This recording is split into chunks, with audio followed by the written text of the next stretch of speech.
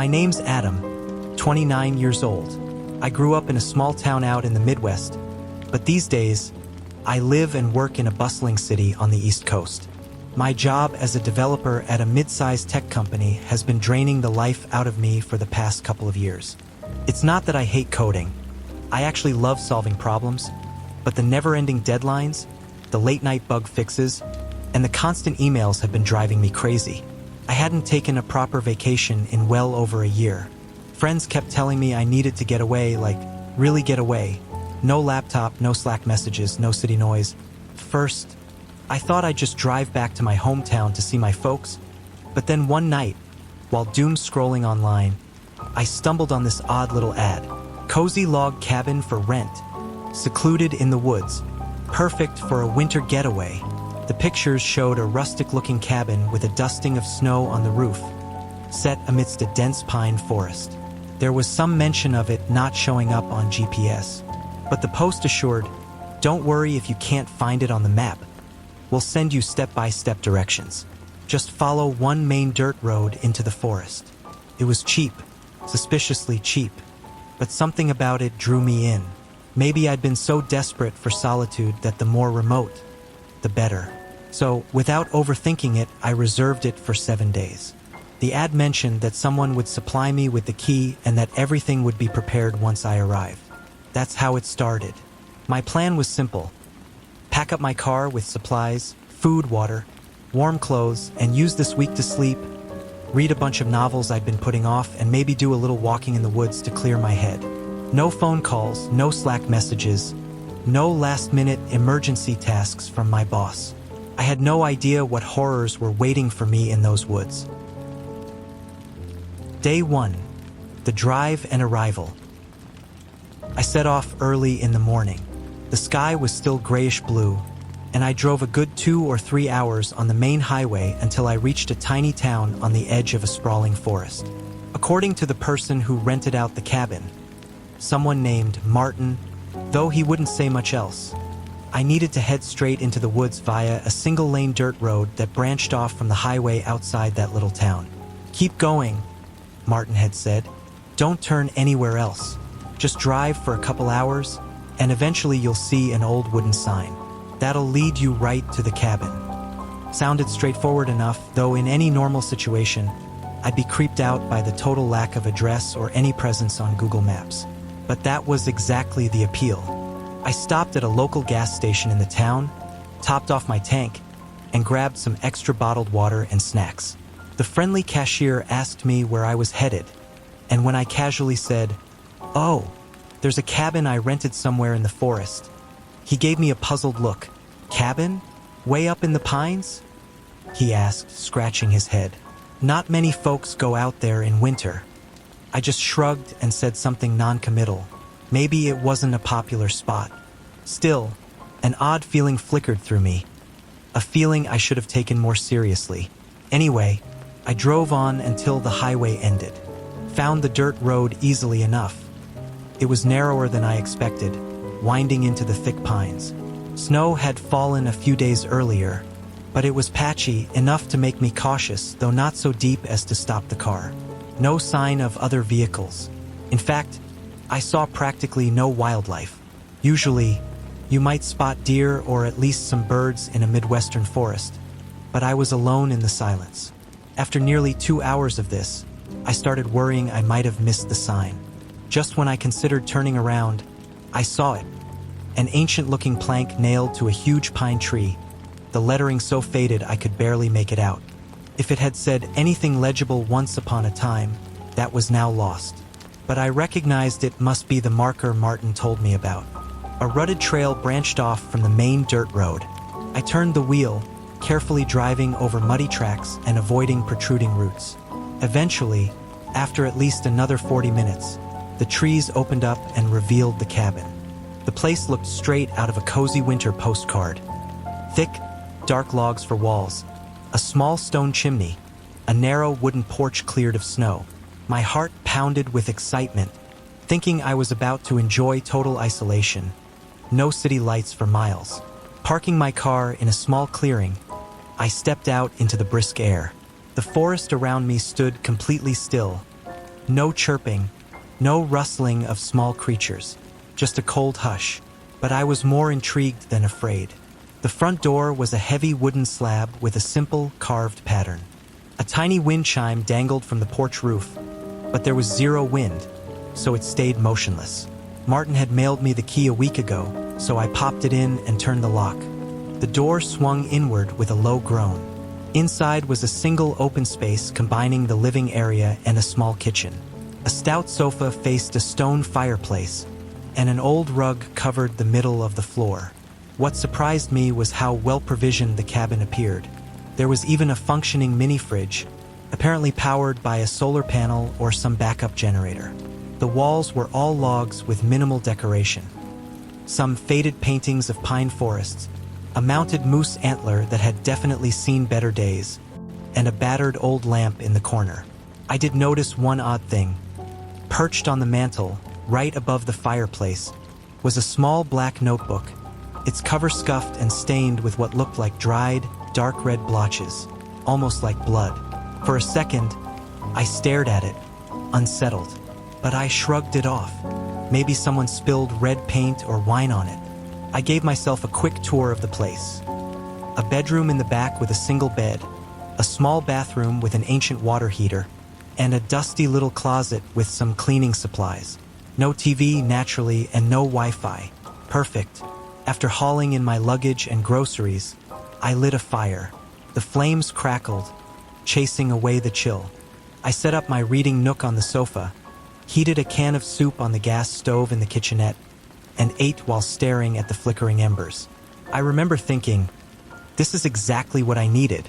No horns blaring, no people yelling, just the gentle snap of burning wood. Hours passed in that cozy silence, broken only by the wind picking up outside. I turned in early, long drive, plus the comfort of that bed. Before drifting off, I heard some faint tapping, maybe a tree branch scraping the cabin wall. Nothing to worry about. Day 2. Subtle signs. The next morning, I woke around 7 a.m. after a surprisingly good sleep. I stretched, feeling more rested than I had in months. With fresh air streaming in through a small gap in the window, I made myself instant coffee and a quick breakfast of scrambled eggs. Outside, the world was still buried in a hush. The forest floor was crusted with thin snow, branches overhead forming a gray canopy. I decided to take a short walk out back, where a narrow footpath led further into the woods. Everything seemed serene. My boots crunched lightly over fallen pine needles and half-frozen patches of slush. After about 10 minutes of leisurely strolling, I paused to admire the sunlight filtering through the pine boughs, little golden beams cutting through the morning chill. I was about to continue walking when I heard this soft shuffling behind me, like footsteps crushing dead leaves. I spun around. No one there, just a mess of pine trunks. Could have been a squirrel or a rabbit hidden behind a tree. I shrugged it off, continuing my walk. 15 minutes later, I returned to the cabin, but a little nagging thought made me double-check the porch. Everything seemed normal. The door was still locked, so maybe I'd imagined those footsteps. Inside, I put on some music from my phone, which had 0 signal bars but still played locally stored songs, and brewed more coffee. By midday, I was in lounge mode, lying on the couch, flipping through a novel. The hush outside lulled me into near drowsiness. Then, out of nowhere, I heard a soft knock-knock from below the floor.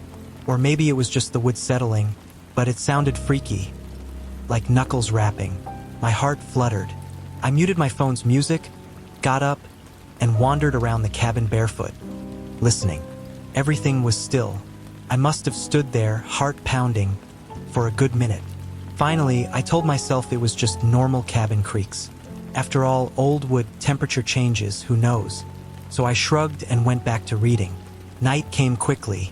The wind picked up, howling in gusts that rattled the windows. I made a simple dinner, then decided to turn in early again, half hoping for the same restful sleep as the night before. However, around midnight I woke up parched. Stumbling into the kitchen for water, I caught the faintest sound of whispering. It drifted through the walls or maybe from outside. I froze, listening. It was rhythmic, halting, almost like go, go, or don't, hard to parse. My pulse spiked, but I finally convinced myself it was just the wind swirling in the eaves or seeping through a gap somewhere. This time, the sound died away as quickly as it came, so I returned to bed, pulling the blanket over my head. Sleep came, but it was restless. When morning light returned, I still felt like I dreamt the whole thing. Was it real, or had my sleepy brain conjured up spooky noises in the dark? Either way, I tried to shrug it off. Day 3, things get weird. Day 3 began with me feeling oddly exhausted, like my muscles ached and my head was stuffed with cotton. I splashed water on my face in the bathroom, yawning constantly. My throat felt scratchy, as if I was coming down with a cold. I brewed coffee, stared out the window at the overcast sky. Everything looked gloomier than before. Fewer birds singing, heavier clouds, and more patches of leftover snow. I wondered if I should go get some fresh air, maybe collect some firewood. That's what I ended up doing, mostly to jolt myself awake. I put on boots, trudged around behind the cabin looking for fallen branches. The wind hissed through tall pines, and once again, I felt I wasn't alone, like eyes were on my back, tracking my every move. Around noon, I lay on the couch and dozed off. My mind drifted in that half-sleep state, and I swear I heard footsteps circling the couch, slow and deliberate. My body locked up as if in sleep paralysis. I wanted to wake up fully, to snap out of it, but I couldn't. There was a faint shuffling in the kitchen, a scraping noise like the fridge door or a chair leg. My heart hammered. I tried to scream, but my voice wouldn't work. Then, in a final jolt, I snapped upright, panting, staring around. The living area was empty, no sign of an intruder. Cold sweat beaded on my forehead. It had felt unbelievably real. Slowly, I gathered my thoughts. It's just a dream, right? But the adrenaline in my bloodstream insisted otherwise. That evening, I tried distracting myself by watching something on my laptop. No Wi-Fi, but I had some offline episodes of a show. But I kept pausing, unsettled by new noises overhead. Scritch-scratch on the rafters, followed by thumping, like something heavier than a squirrel. Could there be a raccoon or bigger animal in the attic? The cabin seemed to have a high-peaked roof, but I hadn't noticed any hatch or ladder leading up there. I called out, half-jokingly, "Hello? Anyone up there?" No reply, of course, just the wind. My phone had zero signal. Even if I wanted to call for help, it was impossible. I went to bed early, weirdly spooked. The sense that something was **off** in that cabin grew stronger by the hour, but I kept ignoring it, telling myself it was just the isolation messing with my head. Day 4, clearly not normal. Somewhere around midnight, I woke to a metallic click-click at the front door, like someone was twisting the doorknob, letting it go, then twisting again. I shot up in bed, grabbed my flashlight, and tiptoed into the living area. My breath came in short gasps. The fireplace had burned out, the air biting cold. The overhead light switch did nothing. Maybe the power was glitchy. Holding my flashlight, I scanned the door. It looked intact, locked. But as I panned the beam over the nearest window, I caught a glimpse of a pale shape outside, like someone's face peering in. I sucked in a ragged breath, swung the flashlight back. But the figure was gone. My entire body trembled. "Who's there?" I whispered, though part of me didn't want an answer. No footsteps, no voices. Seconds later, everything was dead still. I didn't sleep a wink the rest of that night. I paced around the cabin, too freaked out to lie back down, checking each window in turn. But by dawn, I almost convinced myself I'd imagined it. My bed was a mess, and I felt as if I'd aged 10 years overnight. That morning, I noticed how crappy I felt. My muscles were weak, my head pounded, I had no appetite. The coffee tasted bitter and made my stomach churn. The cabin felt especially dim, like the lights were losing power. Desperate for a change of scenery, I decided to drive out to a small lake Martin mentioned. According to a paper map I'd printed, it was maybe half an hour north. I figured a bit of fishing might clear my head. So I left, thoroughly creeped out but still trying to be rational. The drive was uneventful, though the forest seemed denser than I remembered. At the lake, I found a partly frozen shore. I set up my rod, sat down on a rock, and breathed in the crisp air. Instead of relaxing, though, I kept checking over my shoulder. Every rustle of branches or swirl of mist on the water made me jump.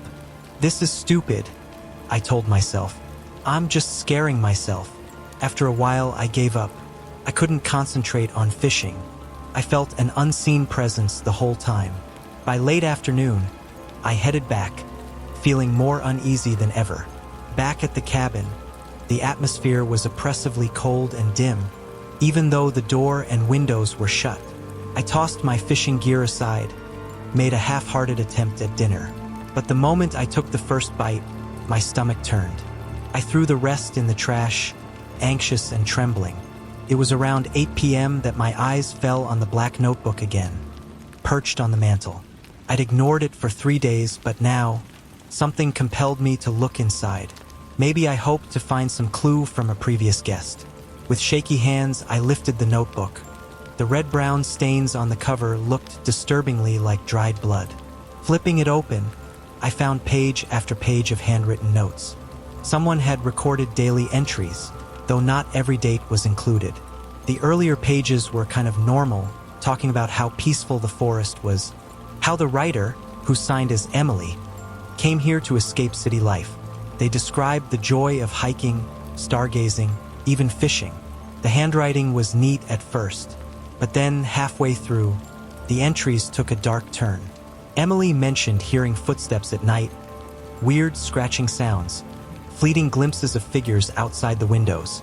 She wrote about a draining sensation, as if something in the cabin was sucking the energy from her. I felt my breath shorten, my entire body tensed up. These experiences were exactly what I'd been going through. Flipping to the final pages, the handwriting became frantic, lines scrawled at angles, large swathes smudged with more dried splotches. The last few lines were particularly chilling. I'm sure it's here with me. The cabin isn't just some building. It's alive. It's taking my strength, draining my will. I can't leave. The very last page was nearly illegible beneath dark smears that had soaked into the paper. I could only make out a few words. It, about to, secret, cursed. I dropped the notebook, heart thudding wildly. Did Shur vanish? Did she die or manage to escape? All that remained was this horrifying testimony. An icy dread seeped through me. Everything made sense. The bizarre sounds, the shadowy figure at the window, my worsening health, even the odd loop feeling, like the place didn't want me to leave. I forced myself to calm down. My rational side insisted, "You're a grown man, Adam. This is just some ghost story. You can still leave tomorrow morning." I resolved right then. I'd pack up and drive out as soon as the sun rose. Yes, I'd paid for 7 days, but that was irrelevant now. I just needed to escape before something worse happened. Exhausted and terrified, I crawled into bed, though sleep wouldn't come easily. I half expected the cabin's walls to close in on me at any second. Day 5. The endless loop. I hardly slept on night 4. The moment I finished reading the last entries in Emily's black notebook, I was convinced I had to get out of that cabin. If I stayed, I'd end up like the poor soul who wrote those journals. That alone was enough to make my heart pound all night. At some point, maybe around 4 o'clock or 5 a.m., I gave up on sleep altogether. I got dressed, packed my bags, shoving clothes, toiletries, and leftover food into my duffel. The sky outside was still navy blue, and a light dusting of snow glimmered under the moon. My nerves were raw, adrenaline surging each time a gust of wind rattled the window. Just get to the car and go, I told myself. An hour or 2 on that dirt road, and I'll be back on the highway. Then I'm out of here for good. Clutching my bag, I headed to the front door. Part of me was too freaked out even to double-check if I'd left anything behind. I didn't care about losing my deposit. My life felt more important than a few $100. The moment I opened the door, a frigid breeze slapped me in the face, stinging my cheeks. The porch was lightly coated with snow, but the path looked drivable. I stepped off the porch, half expecting to see footprints or some ominous shape lurking in the trees. Nothing, just that same silent, endless forest. Maybe I dared hope that meant last night's nightmare was just that, a nightmare. I reached my car, popped the trunk, shoved in my bag, and slid into the driver's seat. When I turned the key, the engine gave a reassuring rumble. Relief flooded me. Thank God, I can leave. I threw the car into gear and pulled away from the cabin. A quick glance in my rear view showed it shrinking behind me in the morning gloom. That unsettling structure, with the peeling log walls, the dark windows, looked almost small and unthreatening from this distance. Yet, I couldn't shake the feeling that something watched me from those dark windows as I drove off. It took me half an hour just to get off the narrow trail that led from the cabin to the main dirt road. The forest grew dense again, branches arching overhead in thick tangles. Another half hour passed, and I exhaled in relief when I finally spotted the more solid lane that cut through the forest. "This is it," I murmured. "Just straight on. Keep driving until I find that gas station or the turn back to the highway." I settled into a steady speed, wipers brushing aside stray snowflakes. The forest looked eerily uniform, rows of pines stretching on both sides. No sign of animals, no sign of other cars, no real landmarks except trees and more trees. But I forced myself to stay calm. If I just followed the dirt road, eventually I'd exit the woods. After over an hour, though, panic started to bubble in my gut. The scenery was so repetitive it felt like I was driving in place. Come on, there has to be some turnoff or sign soon, I thought. Memories of Emily's final journal entries pounded in my head, about how she couldn't leave. Nonsense, I muttered. This is real life, not some horror movie. A few minutes later, the road curved slightly, and I spotted a ragged wooden sign hammered to a pine tree. My stomach dropped. I recognized it right away. It was the same sign that marked the turnoff to the cabin. "No," I said under my breath, stomping the brake. I leaned out the driver's window to check. The sign's letters were so faded they were practically unreadable, but it was definitely the same battered plank. "That's impossible," I whispered. I drove straight. I never turned around. Heart pounding, I decided to keep going. I passed the sign, determined not to turn anywhere near it. I'd continue forward for another hour if I had to.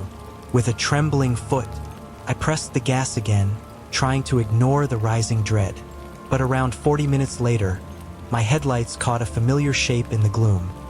The same damned sign by the same thick pine trunk. I pulled over, hands shaking on the wheel. This can't be real. Yet there it was, no doubt about it, like the forest had twisted around me in some bizarre loop. Disbelief morphed into cold terror. I spent the next while trying to prove I wasn't losing my mind. Grabbing a piece of chalk from my car's repair kit, I got out and scrawled a big white X on the bark of a tree beside the road. Then I drove on, careful not to turn anywhere. Another half hour, maybe more. At first, it seemed new, more pines, slightly different slopes. Then I saw an X painted on a tree up ahead. I felt numb. My chest tightened, breath shallow. The forest was mocking me, or the cabin had exerted some twisted control. Either way, I was stuck in an endless cycle. Any attempt to escape just led me back. By late afternoon, the sky grew dark, and snow flurries whipped around. My phone still had no signal, no chance to call 911. My rational mind was screaming for a solution, but I was out of ideas. Did I risk hiking on foot in sub-freezing temps? I'd probably freeze to death or wander until I collapsed. So, with the last of my willpower, I turned the car around. If I was doomed to circle all day, at least the cabin had a roof and a fireplace. Defeated, I returned there around 8 p.m., the place looming like a silent predator in the headlights. The porch light flickered as I climbed out, exhausted and shaking, tears of frustration welling up. The door was still ajar from the morning. I'd been in such a hurry, I never locked it. Stepping inside felt like stepping into a tomb. Frigid air, stale and foreboding. I flipped the light switch. A single lamp buzzed to life, casting a sickly glow. I started a fire, huddling near the hearth. Just one more night, I whispered, half hysterical. Tomorrow's got to be different. But deep down, I suspected tomorrow would be worse. Despite the creeping horror, my body was utterly spent. I settled on the old sofa, trembling under a blanket. Images of that repeating sign haunted me, like the forest itself had rearranged paths to corral me back here. My eyes fluttered closed. Whether from physical exhaustion or psychological shock, I drifted into a restless, dreamless sleep, the fire's glow flickering over the cabin walls. I remember hearing a voice in that haze, though, a soft whisper, telling me, "Stay, we still have time." It felt like the cabin was speaking, or maybe it was just the wind. Day 6. Desperation and delirium. I woke sometime after dawn, judging by the faint light creeping through the windows. My muscles ached even worse than before, and when I swung my legs off the sofa, my knees buckled. It took real effort to stand. Rubbing my temples, I realized I had a fever. My forehead felt hot and clammy. My throat was raw, probably from dehydration and stress, and I was in no shape to go anywhere. Still, I shuffled to the door, peeking outside. A new blanket of snow had fallen. Not terribly thick, but definitely enough to half-bury my car. My breath caught as I saw lumps of ice around the tires. This wasn't good. If the battery was dead or the engine was frozen, I was done for. Staggering over, I tried the driver's door. It creaked open under the icy crust, but when I turned the ignition, the engine cranked weakly, then died. My heart sank. I tried again, pumping the gas. Nothing. "No," I muttered, voice trembling. "No, no, no." The car was effectively immobile. Even if I got it started, the entire plan of escape seemed worthless if the roads looped me back. Back inside, I rummaged through the cabin looking for anything to help me. Could I find a generator? A phone line? Some hidden back way? Nothing. The place, though equipped with basic electricity, seemed to rely on solar or some obscure battery setup. My phone still read no service. I felt lightheaded, a swirl of chills and sweats crashing over me. So I curled up by the fireplace, feeding it logs from the dwindling woodpile, and tried to rest. My eyes drooped, and soon I was in a feverish doze, caught between waking and nightmares. In that twilight state, I swore I heard footsteps circling me again, just like on day 3. Heavier this time, as if multiple sets of feet pacing, scuffing the floorboards. Occasionally, the steps came so close I could sense a presence looming over me. My eyelids fluttered, but I couldn't fully wake.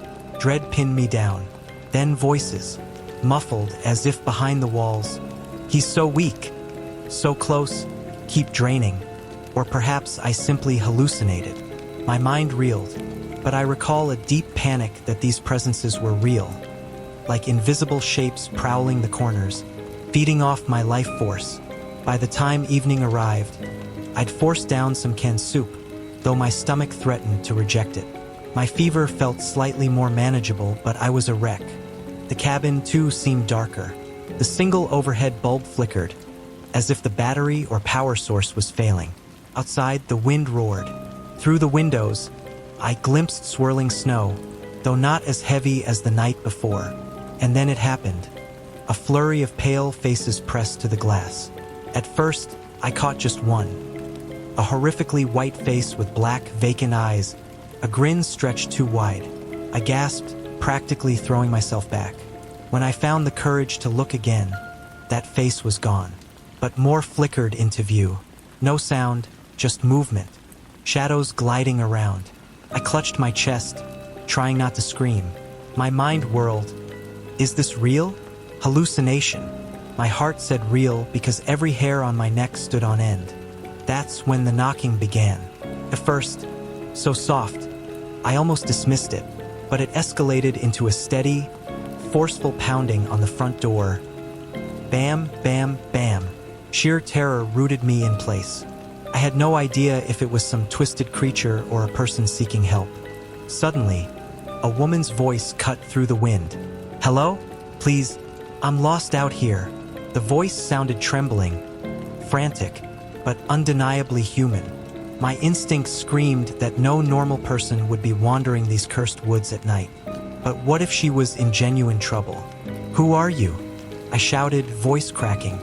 "My name is Claire," she said. I can't find my way out.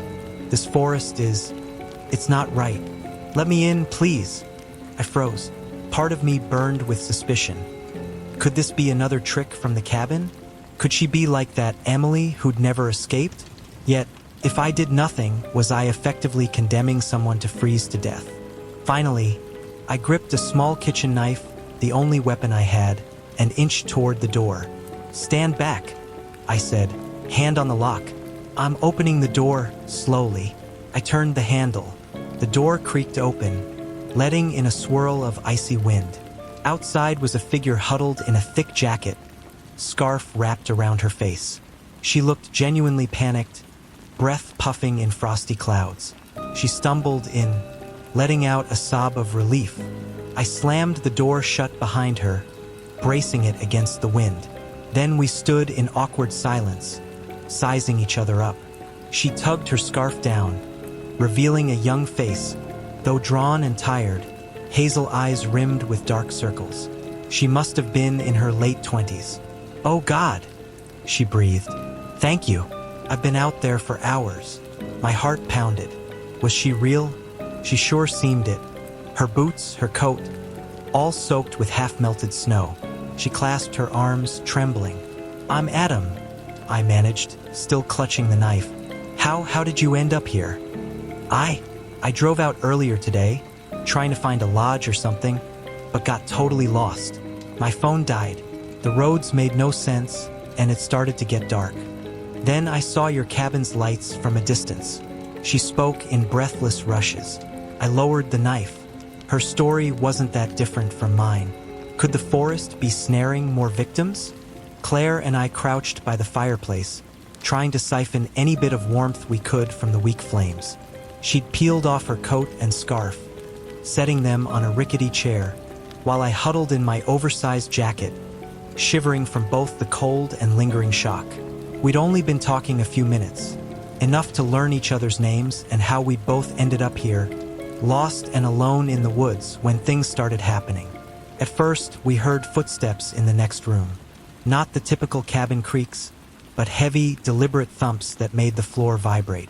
Each time we peered around the corner, though, there was nothing. Then came the soft shuffle in the corners of the living area, just outside our line of sight. Out of the corner of my eye, I saw something white drift past the far wall, like a pale mask gliding in the dark. Claire gasped, hugging her knees tight. Did you see that?" she stammered. I swallowed hard, nodding. "It's here, inside." Before we could react, several of those pale faces emerged from the shadows. Their features were stark white and drawn, eyes like dark pits, gaping mouths stretched into silent, agonized smiles. I froze, heart hammering, as one leaned forward from a corner near the fireplace, reaching its impossibly long arm into the flicker of firelight. Claire let out a strangled shriek. She stumbled backward into me, nearly knocking us both down. Behind the couch, another figure rose, spindly limbs too long for anything human, fingers scraping against the floor. "We have to go," she hissed, terror in her eyes. I could only nod, throat tight with fear. In that moment, the temperature seemed to plunge, like the cabin itself was trying to freeze our blood.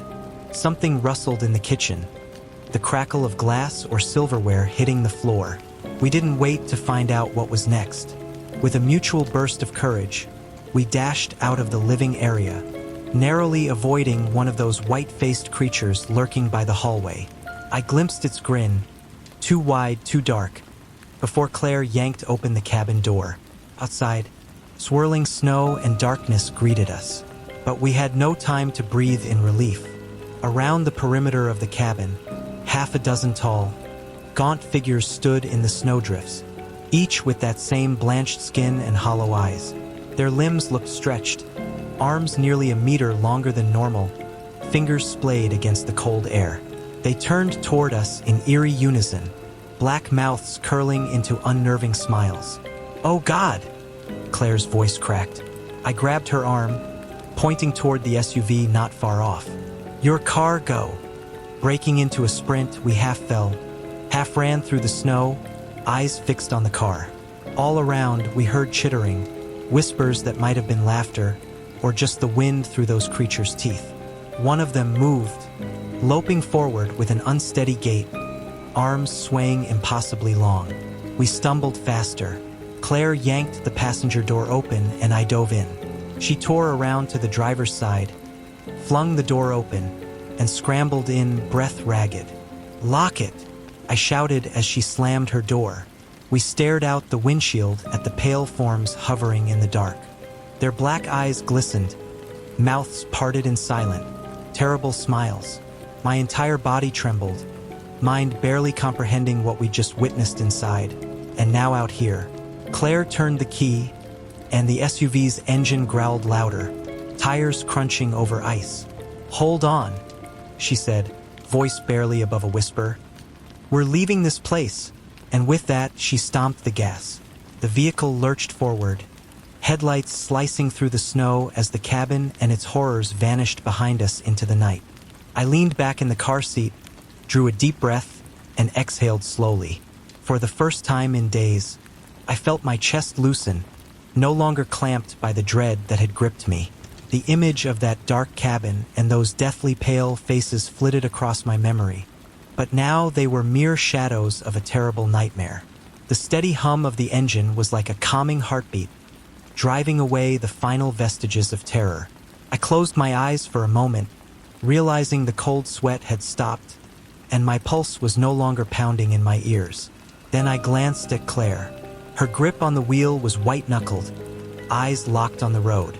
Still, something flickered across her face, some dark expression I couldn't quite read. "You all right?" I asked, voice shaky. "Just fine," she said.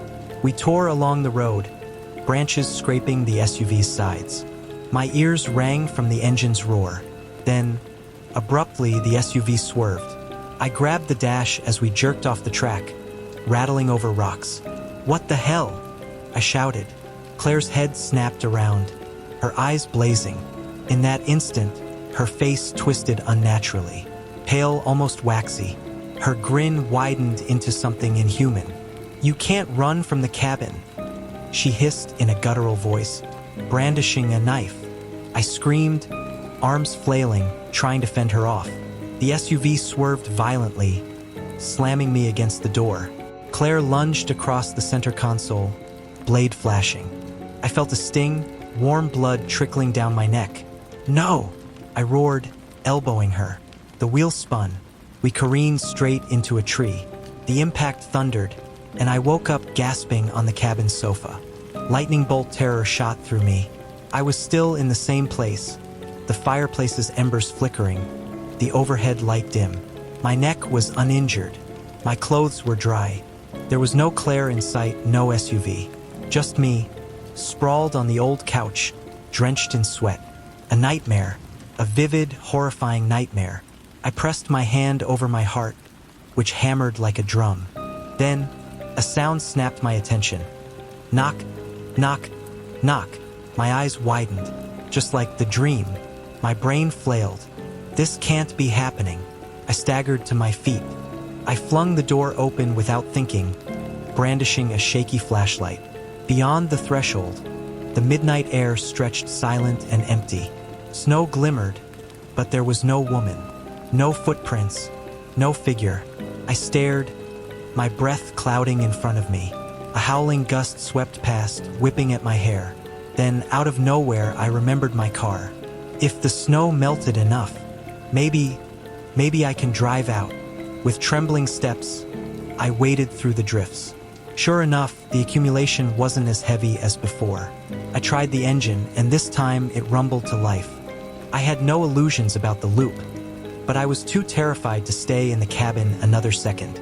Fever or not, if the cabin truly was draining me, the longer I stayed, the less chance I had. Adrenaline pumping, I slammed the door, jammed the car into gear, and sped away from the clearing.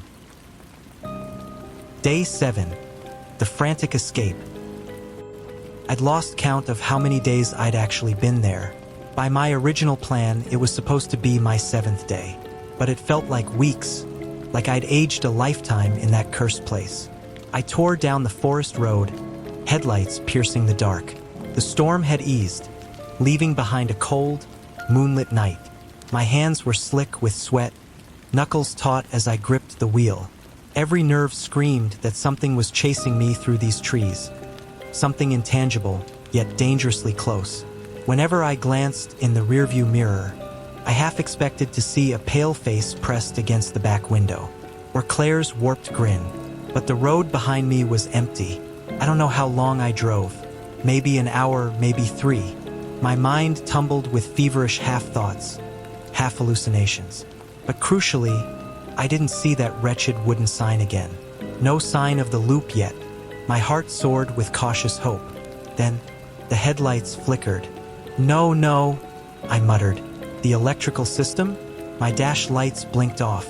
Seconds later, the headlights died altogether, plunging me into near-total darkness. Panicked, wrenching the steering wheel, the car slid on hidden ice, and before I could correct, crash. The front end slammed into a thick tree trunk. The impact rattled my teeth, airbag half inflating. Dazed, I groaned, fumbling with the door. My lungs seized with fear, convinced the cabin's curse was about to pounce. I forced the door open and stumbled out onto the snow-laden ground. Smoke curled from under the crumpled hood. The engine was done for, but I was on foot, adrenaline pounding. With no other option, I grabbed a flashlight from the glove compartment and bolted into the trees, away from the crash site. It was reckless, but my mind was past reason. I just needed to get away. I kept running, shards of pain jabbing my ankles and knees with each stride. Branches lashed my face. My flashlight bobbed wildly, sweeping across trunks and patches of snow. Every so often, I spun around, convinced I glimpsed a shape in the corner of my vision. Something spindly and white drifting between the pines. Time blurred. My breath rasped, lungs on fire. Then the terrain dipped, sending me sliding down a small embankment. My flashlight illuminated pavement. For a moment, I gawked. A real paved road. God, was I out of the forest at last? I scrambled to my feet, adrenaline surging with renewed hope. Indeed, a 2-lane blacktop stretched through what looked like open land. A few distant headlights flickered in the far distance. I let out something between a sob and a laugh, stumbling onto the shoulder. Still trembling, I waved my arms at the next oncoming set of headlights. The vehicle slowed, beams washing over me in a harsh glow. A car rolled to a stop, a battered sedan with tinted windows. A figure leaned over from the driver's seat, rolled down the passenger window just a crack. "Are you okay, buddy?" The voice was muffled, but I heard a woman's tone. "Please," I gasped. "I've been trapped in the forest. I need to get to a hospital or anywhere safe." I saw the silhouette of the driver, a woman wearing a hat pulled low over her hair, maybe even a hood. She paused, then reached across to open the passenger door. "Get in," she said calmly. "I'll take you wherever you need to go." The wave of relief nearly made me collapse. I stumbled inside, sinking into the back seat, dropping my flashlight. The car's heat enveloped me like a blanket. I exhaled, body shaking. We pulled away, the engine humming. Streetlights were sparse, but at least they existed, which was more civilization than I'd seen in days. A faint swirl of euphoria filled my chest. "Thank you," I breathed. "I'm Adam, by the way." "No problem," the driver said, not offering her own name. Her voice was quiet, controlled. For several minutes, we rode in silence. I let out a trembling sigh, gazing out the window. We were definitely out of the deep woods, the dark shapes of trees receding. The relief was almost too much to handle. Then I noticed something unsettling. The interior of her car gave off a familiar vibe.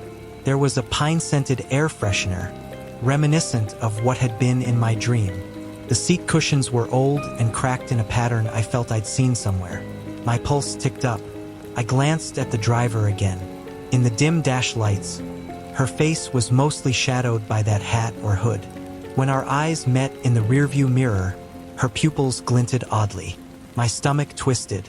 "You okay back there?" she asked, voice calm. Yeah, I lied. Memories of my dream with Claire swirled through my mind. I told myself it couldn't be the same scenario. That was just a nightmare, right? After another few minutes, the driver spoke again, words measured. "You came out of that forest, didn't you?" A lump formed in my throat. "Why, yeah, I got lost, stuck at a cabin. It was messed up." She didn't respond immediately. Her shoulders tensed, fingers drumming the steering wheel.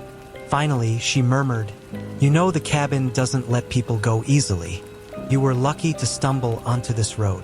Something about how she said it sent a chill down my spine, like she was intimately familiar with that place. "Yes, I almost didn't make it," I whispered. Silence fell again, thick with dread. My fatigue pressed down on me, but adrenaline kept me awake.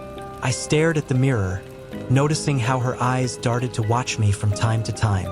Something about her stare was uncomfortably intense. Eventually, we passed a sign for a small rural route. A faint joy sparked. This meant real highways, real towns. But the driver took a slow turn in the opposite direction. My heart lurched. Are we going the right way?" I asked, trying to keep my voice even. She only chuckled, low and hollow. I felt my hands clench into fists. The car rumbled onto a more remote side road. No streetlights, just darkness. "Wait, I think we should..." I began, but my throat seized up. She glanced at me again in the mirror, and I saw her lips curling into a grin. My mind screamed, "This is just like the dream." The headlights revealed a rickety old wooden sign up ahead, hammered onto a tree. My entire body broke out in goosebumps. The same sign from the forest. But we were definitely on a paved road. How? Before I could process the impossibility, the driver jerked the wheel. The tires crunched over gravel, heading deeper into the gloom. My breath caught as a dim shape rose in the distance. A cabin-like silhouette. "No," I whispered. No, please." She ignored my pleas, driving closer. The cabin's windows glowed faintly. I wanted to scream, to jump out, but I was paralyzed. The driver's face, partially turned, revealed that monstrous grin, the corners of her mouth stretching inhumanly. All at once, the car's lights sputtered out, plunging us into darkness. I felt a suffocating presence, the seat belt constricting me like a vice. My mind reeled, trying to fight free, but it was like my limbs were leaden. In the final instant before everything blacked out, I caught a glimpse of her eyes, jet black, brimming with malevolent glee. Then silence and oblivion. So, did I escape to warn you? Or am I lost forever, devoured by the cabin and its twisted illusions? The story ends on a note of chilling ambiguity, a door left ajar for your own imaginings. All I can leave you with is this final warning. If you ever see an online listing for a too-good-to-be-true cabin rental deep in the woods, especially one with unclear directions, be very, very careful. And if, on some lonely road late at night, you spot a driver offering you a ride, wearing a too big grin and eyes that sparkle with something inhuman, turn around. You might just spare yourself a horror that never ends.